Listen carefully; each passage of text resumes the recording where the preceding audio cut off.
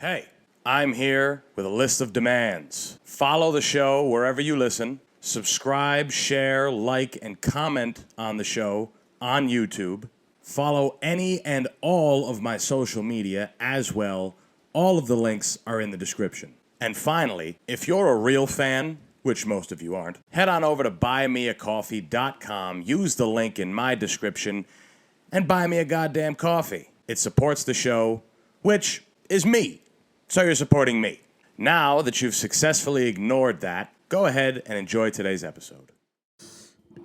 Hello, everybody. Good afternoon, good evening, whatever the fuck you want to call it. Thank you so much for tuning in to one of our last episodes. This is going to be a big two-parter. Half of it is going to be dropped today, which is Wednesday. The other half will be dropped tomorrow at normal time for episode... this is 259 and 260, which will, of course, be our last one for a little while, which is why I wanted to go out with a bang. So we're going to try and do a real big two-parter episode. You're going to have to tune in today and tomorrow to see what the fuck's going on. Now, I found some fun stuff in the news that we're going to start this massive extravaganza off with. Avatar, big deal, right? Avatar is huge.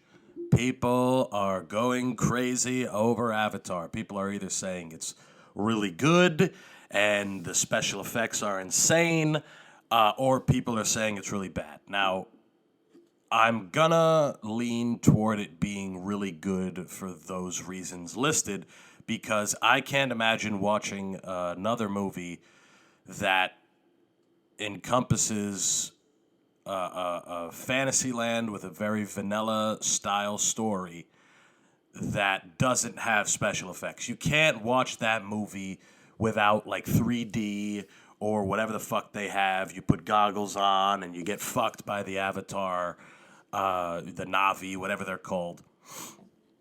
You know, I'm gonna have to go with people saying it's good. I didn't go watch it. I can't say I'm super interested in it.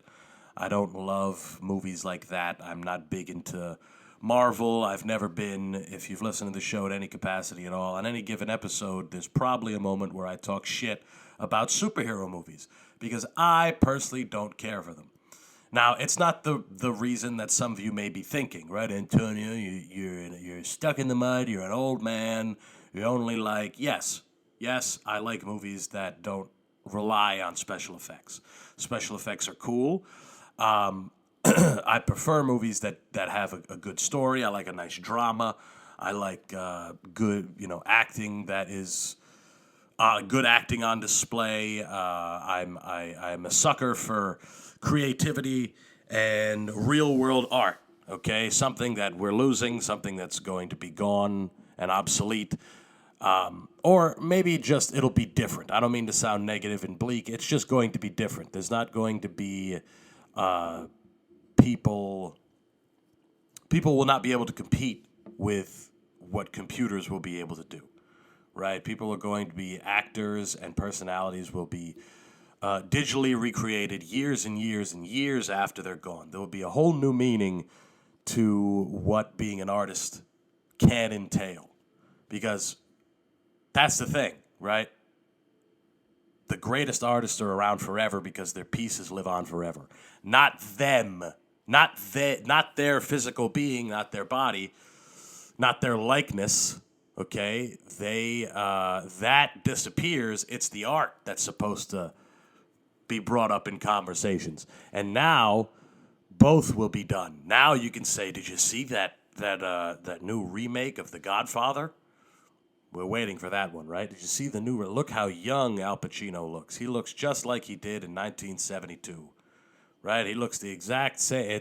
That's already what's happening, right? That's all right. I mean, they did it in The Irishman. That's already what's happening. And now special effects are not going to be called that anymore. They're not going to be special. It's just going to be the movie. That's what it's going to be. We're not going to be. We're not far from an entire movie being not real, not physical. That already exists, right? The Avatar, the entire thing is CGI. The new one is entirely CGI. There's very little human likeness in the movie. It's all been created, and I guess the water is supposed to be where it differentiates itself from all the other CGI, and I get that that's going to be an art in and of itself, right? The individuality and the existence of a human will be completely negated to the point that you won't even need it. You won't need it to be entertained. You won't have to. It's already showing now. You don't need a person that's walking and thinking to create anything anymore. You don't. And I guess, okay, you're saying, well, James Cameron had to think of this. Well, he thought of it once, okay? He thought of it once already, and now it's really about, it's like a car, right? You don't need to reinvent a car super often. We've been running on cars that run on gas for a very long time. And then Elon comes around, and now he makes a new car, and he's the bar raiser, and everyone wants to do electric and the whole thing. But that's the guy, the Model T, right? Mr. Ford came up with the car, and that was it. All they did was refine it and make it modern. And over time, he didn't rethink the thing. So same thing with James Cameron. He already made the movie once. Now we're going to make it again and modernize it and make it cooler and all this shit. My point is eventually that guy will be obsolete. You won't even need him. You can make James Cameron-style movies with the memory bank that you've downloaded off of his brain capacity. And now you can just plug it into a system, and kablamo, we have us a new Avatar movie. And then soon, you won't even need people to know how to make the movies, right? Because right now, I'm assuming it's a big team. It's a bunch of nerds sitting in a room, drinking pots and pots of coffee with glasses on. Well, I think the water here looks good, but if we change the opaqueness of the 15th quadrant, it'll make this much of a difference. There's a bunch of guys sitting around doing stuff, but soon you won't even need to do that. You won't even need to do that. Just say, I want a James Cameron-style movie today. I want a Tarantino-style movie today. I want Led Zeppelin's new album today. And it'll just get better. It's only going to be better. And the individual, the person that's still twiddling their thumbs, trying to create, trying to rack their brain to match the power. It's like they'll be compared to horse and buggy when the train came around, right? You mean to tell me it takes me 3 months to ride this buggy to California, but now there's a train, there's a big mechanical machine with a lot of money behind it, a lot of manpower, a lot of thought, a lot of people way smarter than I am have come up with this idea, way smarter than the person that came up with this buggy, okay? And that only takes a week, 2 weeks even. Wow, I'll do that. It's warm inside. They have snacks. I don't need to worry about feeding my fucking animal. My animal, the horse, I don't need to worry about that. I don't need to worry about my buggy breaking down. I don't need to worry about anything. And that just becomes, boom, that's it. So my point is, if you're an artist now, forget getting better at your craft. Forget that. Just wipe it out. You won't need it. You won't need it. They'll just understand that in the future, anybody will create anything. And creativity will be it may be a lost function of humanity. Kind of like how your appendix doesn't do anything anymore. And really, it's an organ that isn't used, right? The appendix is, it's filled with enzymes that would break down raw meat, but we don't eat raw meat anymore. Sometimes we do. Sometimes when we're fancy, right? We've commodified things that were once archaic, right? Eating raw meat, you think of early humans that had no idea that you could cook food, right? They had no idea that cooking food might actually be better for the human. Instead, they just and you eat it like a fucking animal. And now you go to a beautiful, highfalutin restaurant, and you sit down and you order steak tartare. You order carpaccio, and it's raw. And you eat that, or you order sushi. Sushi, some of the most pretentious food that exists. And I love sushi. I think it's great. But it's one of the most pretentious. Here's a piece of fish that we're not going to cook. We're not going to do anything to it. We're not going to season it. We're not going to do a goddamn thing. We're going to take it and we're going to cut it really nice into a really nice shape. And then you're going to eat it. You're going to eat it, okay? And if you want to get real fancy, we'll put it on a piece of rice, or we'll roll it in something and we'll add some vegetables or some bean paste or whatever the fuck, seaweed, and we'll add that to it and you can eat that. And you're going to spend a lot of money on it. Sushi and raw food has become some of the most, it's the easiest thing to prepare. It's raw, right? Tartare is raw. It's raw beef that they mix raw egg with, and they add whatever the fuck else they add to it, olive oil, and they mix it up with arugula, and you eat it, you put on crackers. It's delicious, but it has become, like, when you think of it at its bare bones, raw food is supposed to be like, what are you, in the dark ages? You're eating a raw steak? Who the fuck eats that, right? And then there's, obviously with the burst of the Liver King and all these carnivore people that have popped up, they all eat shit raw and raw organs. And it's just funny how the deeper we dive into modernity, the more obscure these things are, the more obscure these things become, right? They're obscure, but they're also looked at with a sense of class and highfalutins and look at this. This is something interesting and niche, right? I don't know. It's just, I forgot how I even got on this topic in the first place. I was talking about the Avatar, and now we're on raw meat. So who knows? Creativity is going to be something.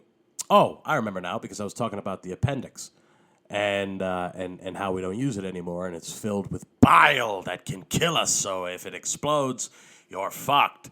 But creativity is going to be one of those things. It's not it's just like eyesight, right? We still need to be able to see, but not the way that we used to before. We don't need to see super well in a life or death sense. I guess you could say that when you're driving, but it's hard to not see when you're driving. There's lights. I get you get astigmatism, whatever, but you don't need to worry about seeing the eyes of a big cat that otherwise would murder you if you didn't see it coming. You don't need to worry about that. The nocturnal eyesight isn't the same. I would assume that it's not. We can't see as well at night as our early ancestors did because there's no need to. We have lights now. We walk around with lights and fire and all this shit.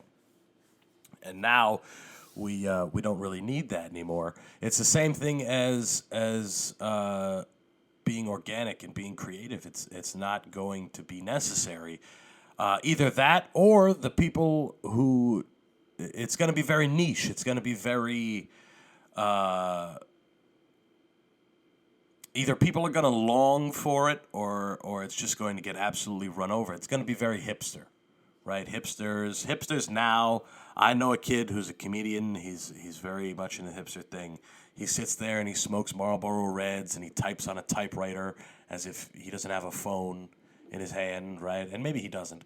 But he's one of those hipster kids. And one day, we always look at them as very fringe, very underground, very not, they're almost other. They're not part of the loop. They're not in the mainstream. And for some reason, people don't like that. They don't like when people aren't swimming in the stream that everyone else is on.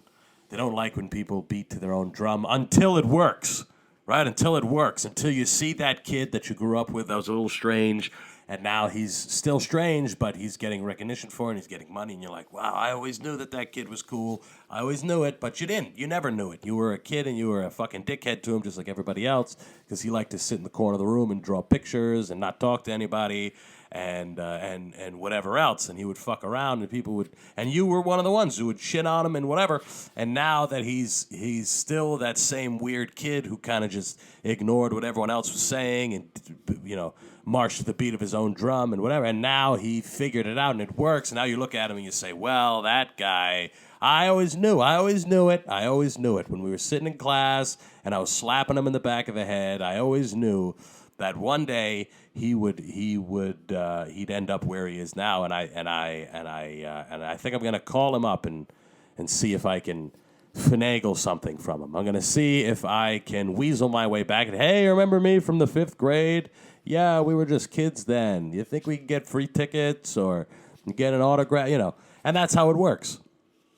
And maybe that figure in the future will be even more revered. People will long for that person. But that's not really how it works, right? Usually whatever the mainstream is, it absolutely takes over. And every once in a while, someone breaks through. But I don't know what the hipster will look like in the future, right? I don't know what the underground will look like as time goes on, right? I feel like it's going to be very tough for a single person not using any kind of artificial intelligence or any systems or not plugging anything into an algorithm, just a person sitting there trying to create. I feel like it's going to be a lot. It's like writing in cursive or calligraphy. Like, people don't do that anymore. People don't want to waste their time with that when they know that they could just buy a system and that'll be the new underground, right? You may not be using the same system that everybody else is using. Everyone is using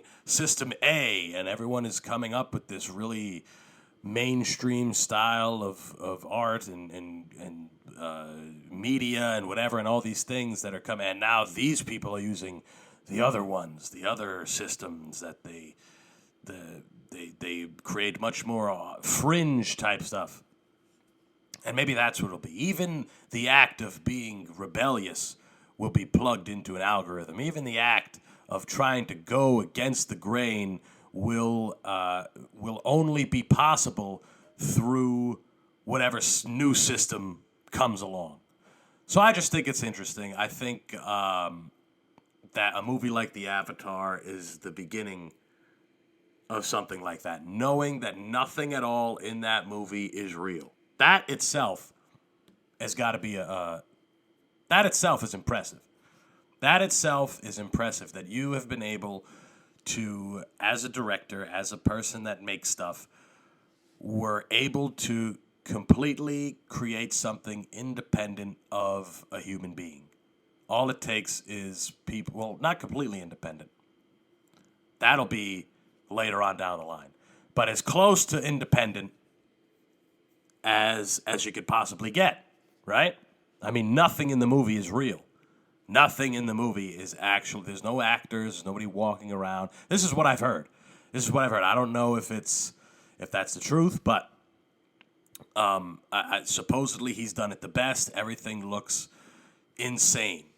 So just be ready for that. Be ready for the stuff that you watch to look so fucking real that you'll be so inundated by the fact that it looks real that you won't even think that it isn't.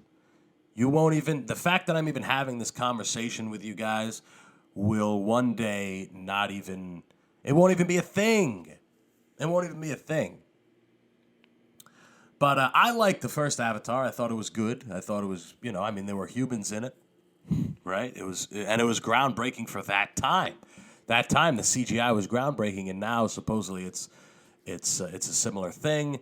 I don't know how well it's doing in the box office. I know it costs a lot of money. It's going to take a lot of money for people to go and see it, which is why people go to 3D to spend the money. It's great, and I do enjoy going to the movies. I told you guys I went to the movies yesterday, or on yesterday's episode, and I do enjoy it. I enjoy it, and I'm surprised that they're still around, if I'm being honest. I am surprised that you can still go to a theater and sit down and have sticky shoes and sneak stuff in. It's a luxury that we still have. And even when I went, I was like, oh, why am I doing this? Why am I even doing this? I could just sit at home and wait for my illegal streaming service to update, and then I'll have the movie I want to watch whenever I want. It's easy. It's great. It's fun. And now, I felt so strange sitting there and doing that because it felt old. It felt like an old thing. It didn't feel. It doesn't have that new sprig of modernity that everybody's looking for. And I don't know. I thought it was strange. I don't know if I'm gonna go see the movie. I can't say that I'm super interested in it. Like I said, I don't love movies like that. I like a good story. I like something that makes me pay attention. I like something that I can watch and appreciate. For something. Not saying that I wouldn't appreciate the Avatar, but it's not my thing, guys. I like. I might be in the minority here, but I like things that make your brain active. I've spoken about reading on here, and I know people are like, who the fuck wants to read? Books suck. Like, I talk in my group chat with my friends, and motherfuckers are like, who the fuck reads, dude? Fuck reading. Fuck reading. And I get it, right? It's not as fun. It's not as there's not as much variety that you can get when you're sitting on your phone scrolling, right? It's not as much short-term entertainment as we're used to. I get it. We want a new thing every second. Every second we want a new thing. It's tough because a lot of people are kind of just, they're writing off the mundane nature of life, right? There's so much. Life is supposed to be in a box that normally follows some sort of rigidity, right? No matter how hard you want to make your life unique and like a movie, and things are different every day, and things are you're trying to keep things fresh. That's why social media is so pertinent, so big, so impactful in our lives, because we're able to change from minute to minute what we're experiencing, what we're ingesting, what we're consuming. From minute to minute, it's different on social media. That's what's crazy. That's what we all enjoy. I remember being a kid, like, being worried, my life is going to be, I don't want it to be just so boring. I want to have a job that's different. And no matter what job you get, unless you're passive income, and you can literally do, and you're rich as a motherfucker, and you can fly to different places every day, and you can afford to do that, your life is in a fucking prison, guys. Now, and I don't mean that to be in a bad way. I mean, you go to 5 or 6 different places on a regular basis, and you do that for as long as you can until you want to change. And whether that change is a drastic change in your life, like a new career or a new location, or the change is just a vacation for a week, or a staycation for a weekend, right? You just got to liven things up a little bit. Maybe you get something different at the local fucking Mexican restaurant you go to. There's just little things, but that's what it is. That's what your life is. You wake up, you go to your gym, you go to your job, you go to your fucking favorite restaurant, you go to a bar that you like going to, and then you go home. That's it. Maybe you have a hobby you like. You meet up with 6 people and you walk around a park and talk about podcast. I don't know. You do something. But it is not a ton of variety in life, right? The only things we get a lot of choices are the things that we get to consume, not so much the lives that we get to lead. Which is why it's so interesting when you find somebody who's very fluid. They're able to maneuver life very differently. They're always engaging in something different. They're always able to, and most people look down on a life like that. They're like, well, you can't do that. You got to pick something. You got to go. And I agree with those people. I agree. But it is very admirable when you can see somebody that on a dime can switch and they have something different, and they have, but to constantly switch your life up is exhausting. To constantly have a new thing that you're trying to do, a new, it almost becomes a chore. It's like, I've done this too many times. Now we got to switch it up. Trust me, I fall into that thinking, to time to switch things up. Time to, sometimes you don't. I mean, for me, the most amazing people are people that are able to do things for a really long period of time, right? You don't really think of it, though. Only recently have I been like, wow, that person has done that for 20. They've been in a relationship. They've been married for 30 years. Holy fucking Christ. That's longer than I've been alive. They've been married for 30 years. I look at that and I'm like, holy shit.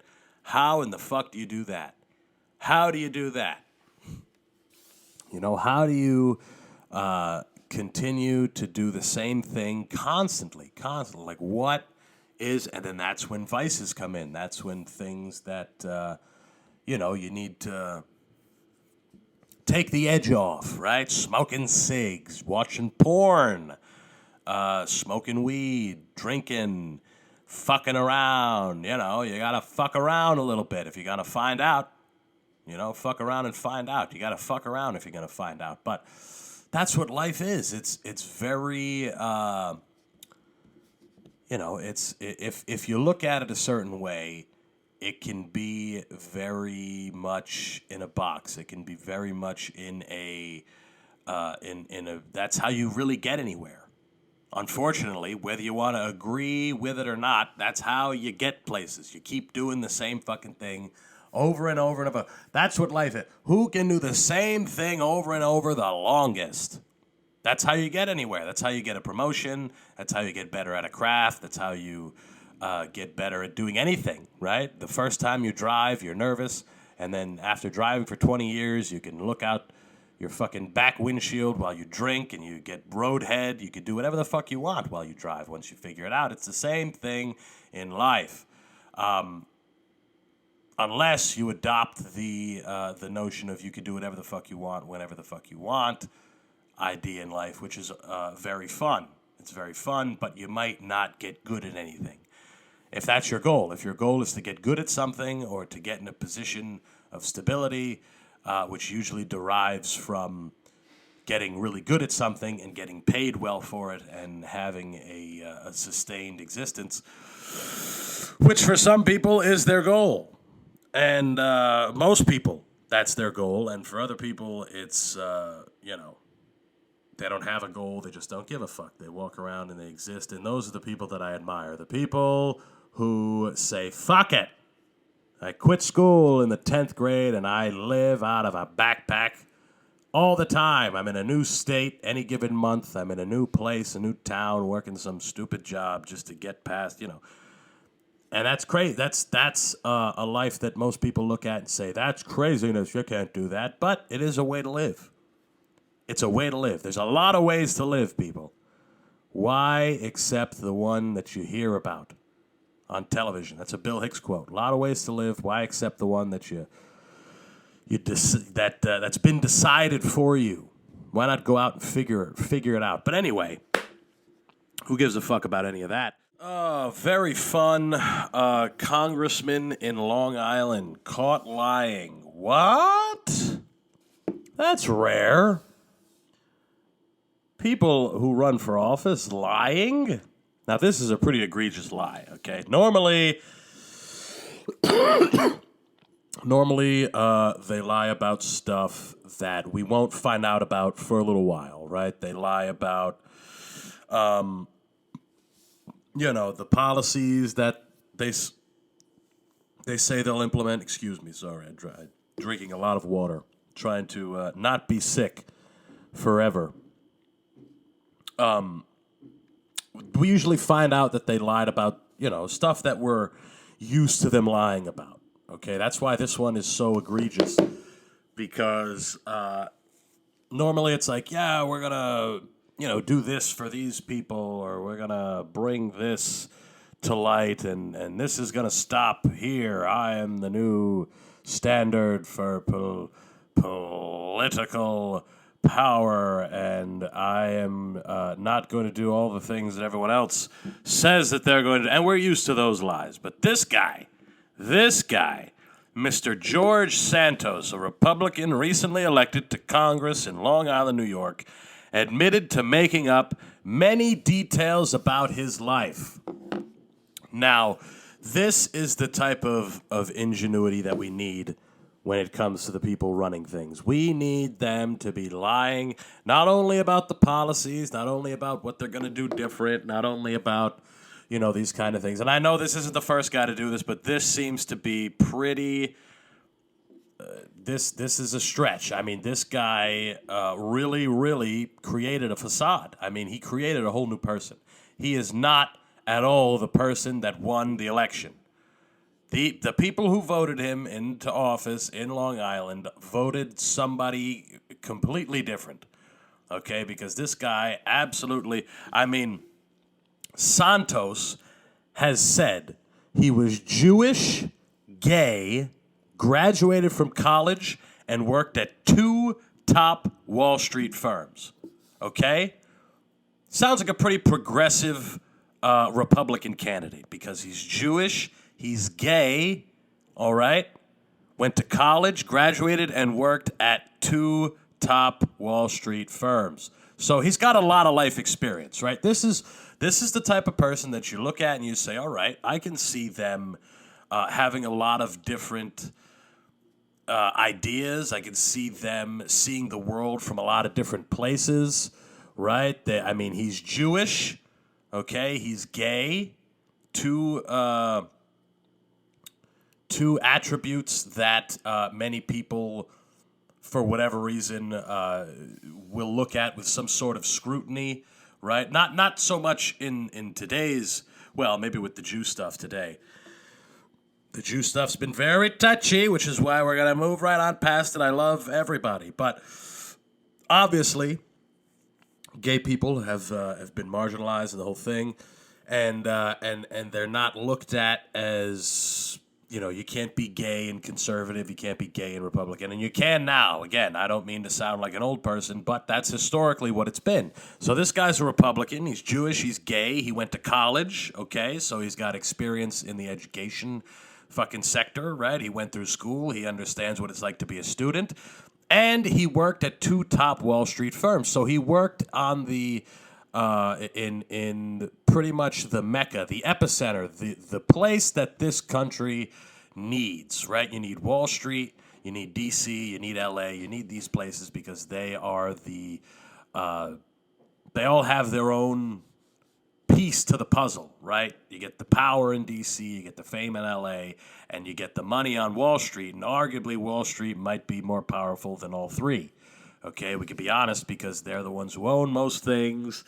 The politicians have the power, but these guys already own a lot of shit. So if you work on Wall Street, that's already like for voters, that's a big deal. For voters, Republican voters, if they find out that a candidate was on Wall Street, all the other stuff gets negated. Being Jewish, being gay, all that other stuff is gone. And he's Hispanic too, right? Santos.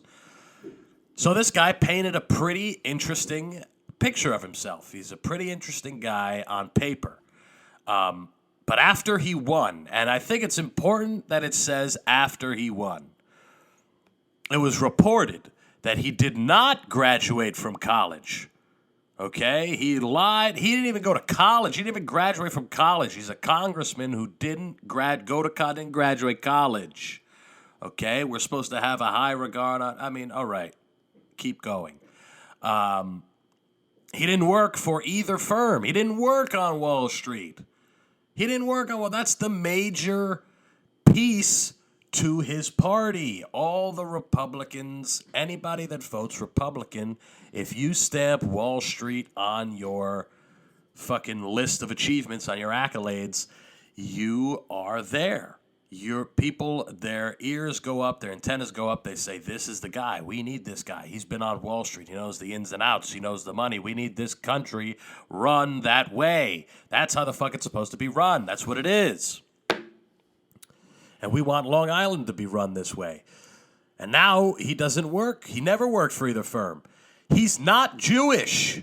He isn't Jewish, okay? And looking at this picture of him, I wouldn't suspect him to be Jewish. I just wouldn't. He looks Hispanic. Not saying that Hispanic people can't be Jewish, but he does not look Jewish. He does, however, look gay. All right? From this picture, he does look like he might be gay. But that's just a picture. A lot of people, you can look at him and you say, that guy might be gay. and they're not, right? They're something else or whatever. Or they are. And this guy is not gay. He has been married to a woman for 5 years.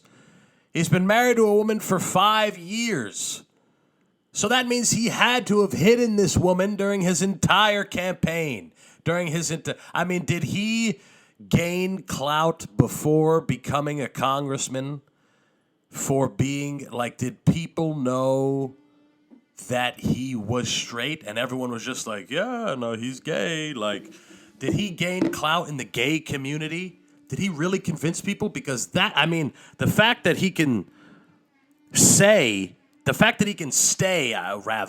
a congressman is what's interesting. He's not resigning. It says he hasn't resigned and said this will not deter him.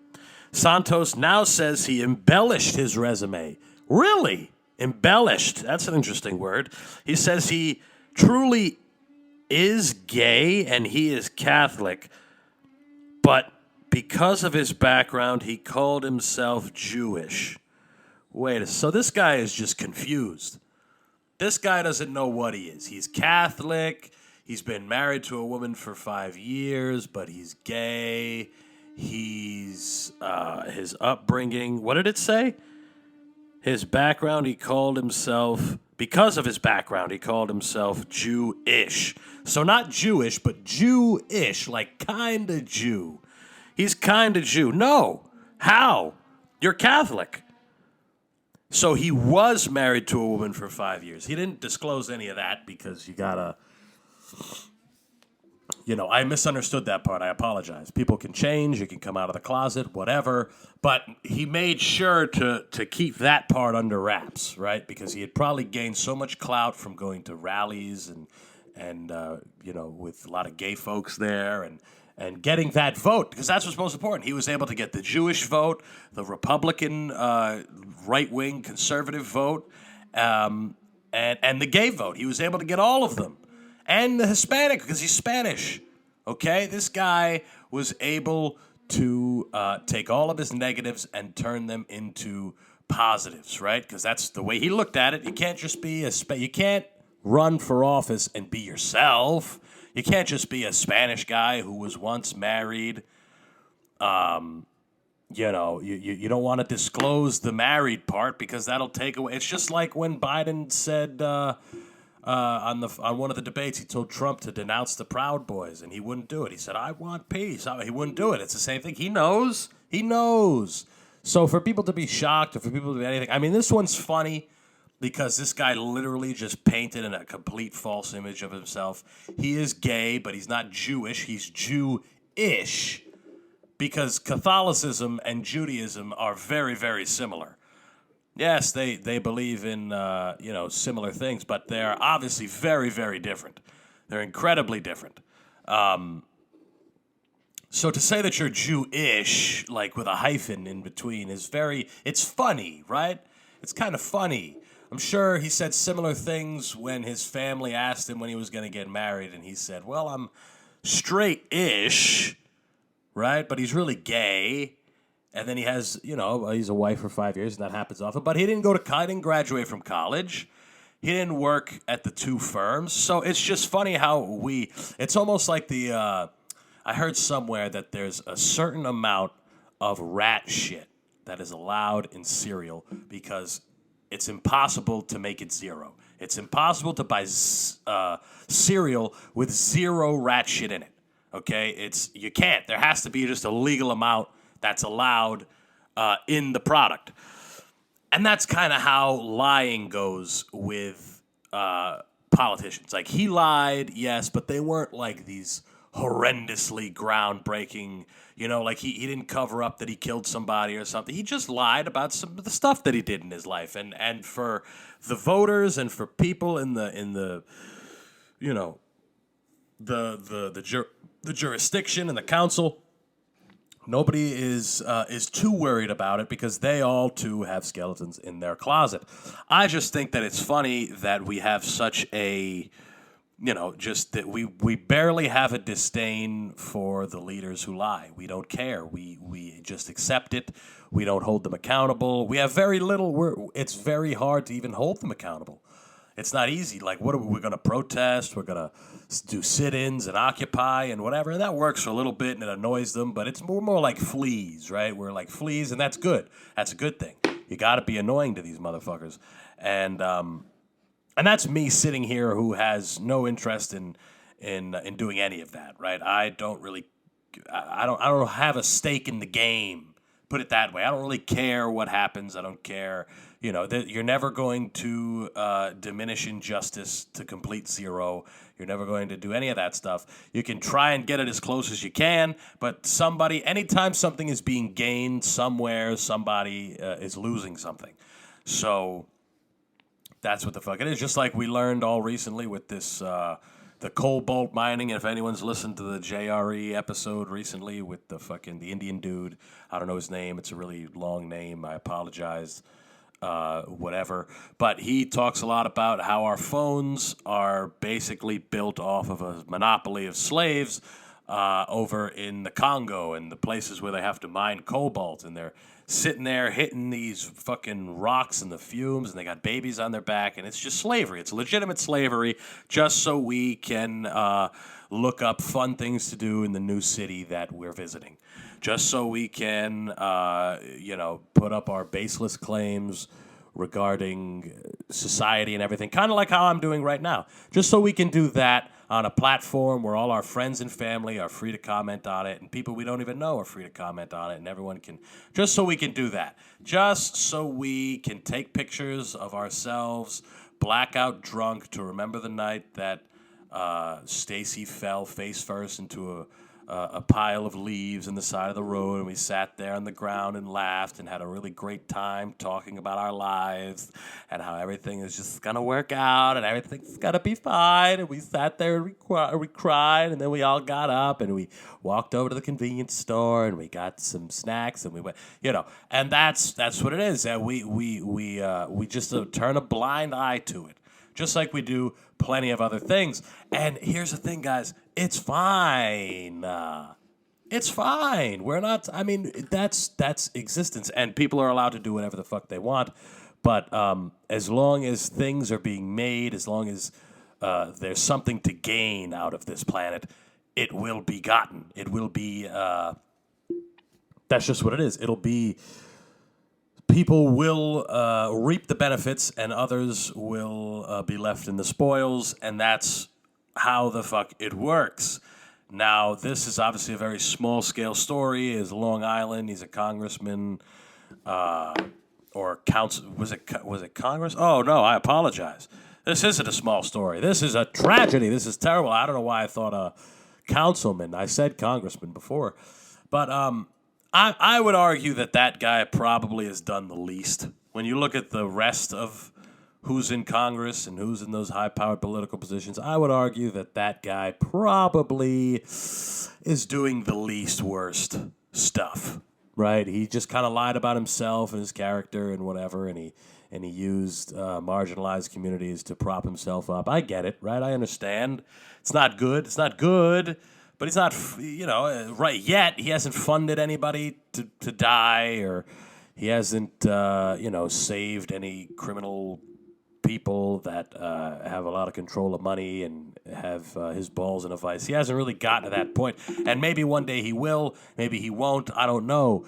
But it is. I think it's just worth noting that there are people that are completely willing to sell who they are, just for the opportunity for people to hear what they have to say,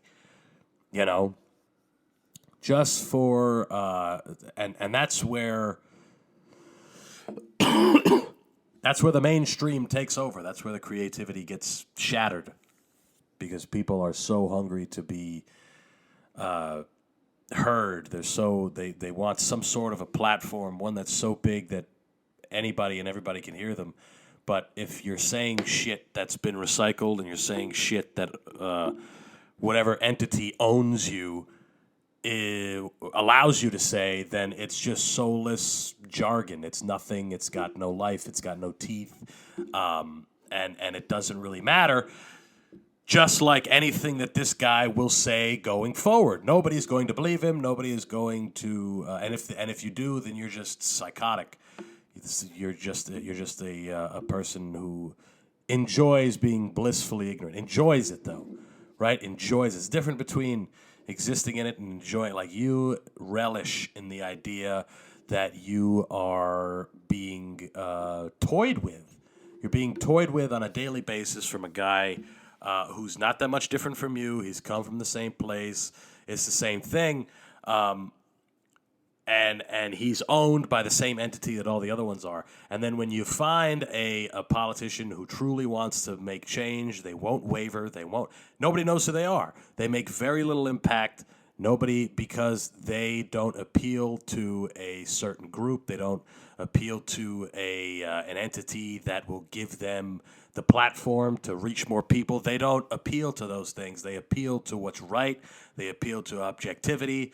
They appeal to the actual needs of what the fuck people are asking for.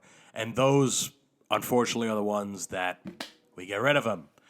We don't want them. We don't even give them the time of day. We don't even allow an independent anything, any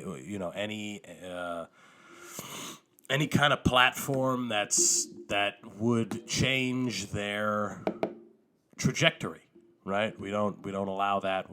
People are very averse to learning new things. So 'tis what the fuck it is. I just thought it was funny that this guy just completely lied about his entire life and won and is facing no repercussions. But what's life without lying to yourself? I got a bit about it. Kind of. Not really. I wrote it, never really performed it, never really did anything with it. But, what's better than being able to lie about what it is you're attracted to, the background you come from, who you believe in? Why do we exist if you can't lie? If you can't lie to yourself. We already lie to ourselves, right? So many people just live life saying, "Yeah, I'm pretty good at the guitar," and you play once a month. Right, you every once in a while you watch an instructional video and your guitar's on the other side of the room. You just look at it, right, and you're like, "Yeah, I'm good. I'm pretty good. I know what I'm doing." So often we lie to ourselves, and it's such an advantage that we have, because if you lie to yourself enough, then you can get other people to believe you. What about that? That's the most important part. You got to get other people to believe what it is that you said. Yet another Russian has been killed, has been thrown out of a window. It's interesting that they, over there in Russia, they like doing that. That's their preferred mode of assassination, is throwing people out of windows. I mean, that's interesting, right? Because the only assassinations most people are familiar with are, as far as in America, it's always JFK and, people who get shot. It's always interesting when someone is thrown out of a window. I mean, that could kill more than one person, right? That could kill the person that they land on. That could fuck people up. It's such a it's like a cartoon way of assassination. Like you expect to hear like, and it's like the Scooby-Doo noise, and he gets the run-roo, and the fucking Russian guy just gets thrown off of his $1 billion estate right to the concrete, right in Russia, in the cold concrete, the heroin-infested streets of Russia, and thrown into the fucking... I mean, that's happened to a couple people in America, too. There's, I forget what hotel it is. It's this real famous... hotel over, I think it's in L.A., where people just would get thrown out of it. It happened often, and it's funny, right? It's funny hearing people getting thrown from buildings. This isn't something that happens very normally around here, and because of that, I think we think that we're a little more civilized than the Russian people, because we don't throw oligarchs off of balconies. We don't do that. We would rather have them die the slow death of everyone, all the community that they once led, completely turning on them. We would much rather ruin their image in the media. I think this is a much more sophisticated way, by the way. I think this is much more modern, much more sophisticated, much more long-lasting, right? Because people can look back at the media, at the media spew and the smearing campaigns that goes into destroying the livelihood of one of these rich people in the first place. And then the same kind of connotation that is surrounding them regarding how they're going crazy and what they're saying is absolutely loony bin, and there's wild stuff going on with them, and to disregard anything that resembles a collective effort by a group of higher-ups, by a group of suits trying to take them down. That has to be completely wiped out and diminished. And that is what lasts longest. You can look back at those pieces of media. You can look back at those things and say, well, look at the way that guy went out. Where if you just throw someone out a window, then it ends there. It just kind of ends there. Maybe some words come out about how they went against some superpower or whatever, but here it's very much, they frame it as the self-destruction of a character. That's what separates America, because we're always looking for the entertainment value. We know how to make a good story. We know how to entertain people. We know how to turn something into a very fun time. We know how to put asses in seats. We know how to do these things. So when there's a media figure or someone that gets canceled or some kind of scandalous thing, that's why the cancel thing started over here in America, because it's something to talk about. It's something that gets people excited. It's something that's going to be in the news. It's clickbait. It's all these things that people live and die for. They want to know why Britney Spears dances all alone in her house with no music, right? They want to know what's going on with her, and then one day she'll appear dead. They'll call it this, they'll call it that. But really, it's a systematic breakdown of a character, where in Russia, they get right to the fucking point. They get right to the point where they throw you off. They throw you off a fucking bridge. They kill you. They kill you right there. There's no questions, no nothing. People know that the government did it. People know that guy was probably in a bad way with some worse people. They understand what it actually is. Where here, we think we know what it is. We think we do, but it ends up being something that maybe has some truth to it, but ultimately, we're given one side of the story, and it's a very skewed side of it. It's a very entertaining side of the story, where over there it's very, and then you could do it how they do in China, where you just disappear. Nobody knows anything. Nobody is told anything. The people who the family of the person that is exiled or fucking sent somewhere or ultimately killed, they don't say anything about it. They don't know anything about it. People are completely kept in the dark over there.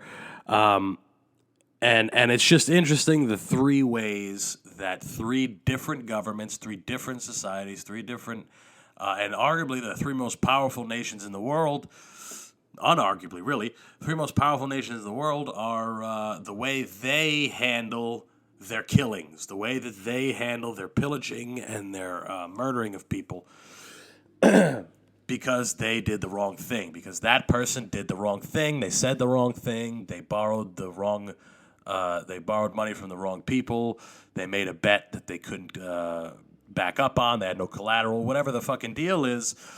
Over here, it's more like a movie fucking premiere. It's like a movie. It's people tune in. They want to hear about it. They want to know. They want to see where this guy come from. What was his background like? After the guy's been killed, they'll have 5 or 6 documentaries for the next 10 years coming out about him with new information. Well, you haven't seen this guy in this light. Well, we got a never before seen interview, and it's just like anything else where the money is generated. It's generating an income for people, and that's what it is. And it becomes a commodity. Whereas in Russia, it's like business is business. This guy gets killed. Everyone knows about it. Nobody cares where he came from. However, this guy was a sausage tycoon, I suppose. That's what the headline said. He was I guess he ran some fucking major sausage company. I don't know. It sounds stupid, and I feel dumb even saying that. But they killed the motherfucker. How about we find out maybe why? But in Russia, everyone knows. They're like, the government did it. Yeah, totally. He probably fucked around, and he found out. He let's see. Is it this one? Sausage tycoon falls out window. A Russian sausage mogul dies after falling out a window. The man, Pavel Antov, was in eastern India 2 days prior. Another member of his travel group had died in India, reportedly of a stroke. He had a $140 million fortune, which he made through meat processing. He was also a prominent politician in his city, Vladimir, which is near Moscow. Antov is the latest of a number of extremely rich Russians who have died since the start of the war in Ukraine. Russian officials say local police found no signs of foul play. Of course they didn't. Of course they didn't. You know? Of course they did not. They didn't find any foul play. Imagine the police came out and said, well, I think this guy is the victim of a political crime. Those guys would be right there with him. They would be falling out of things as well. But,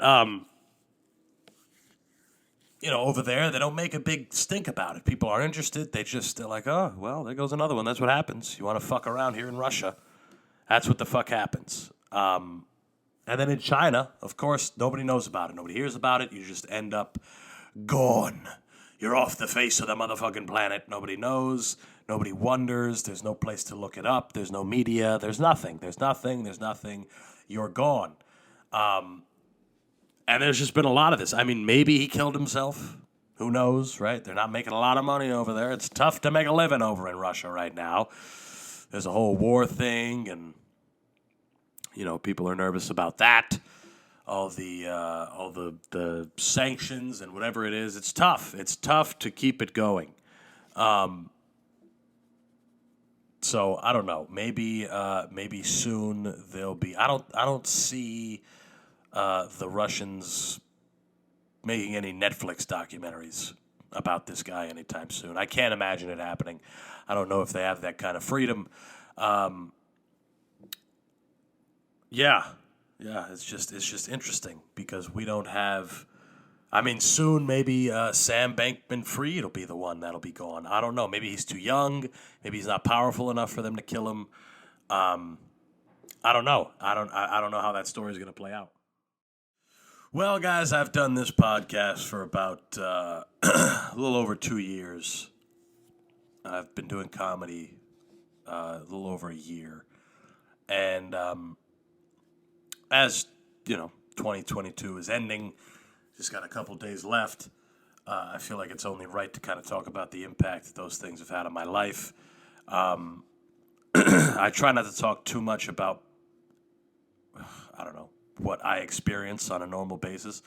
The only time I really talk about myself is when I'm talking about the crazy shit that happens, the partying and all that stuff. That's kind of where I leave it, or I try to. I try not to talk too much about myself, except when I specifically do so.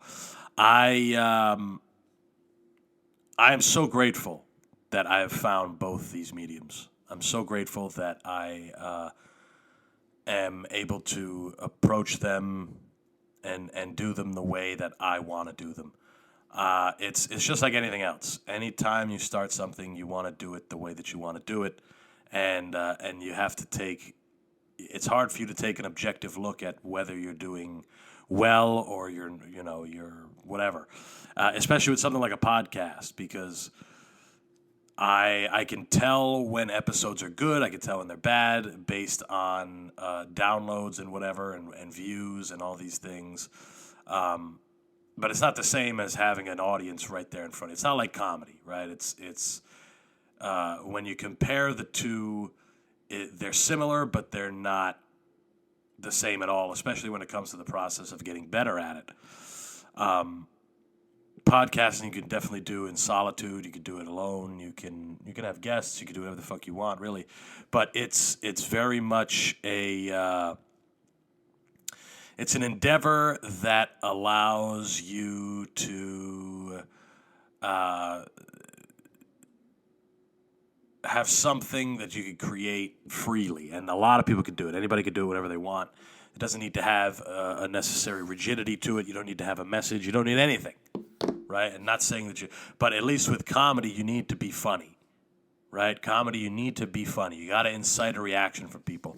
And yes, this show has taken on a much more comedic feel. It's been a much more a route like that. Me again. Follow the show, subscribe on the YouTube, buy me a coffee, use the links. Bye-bye.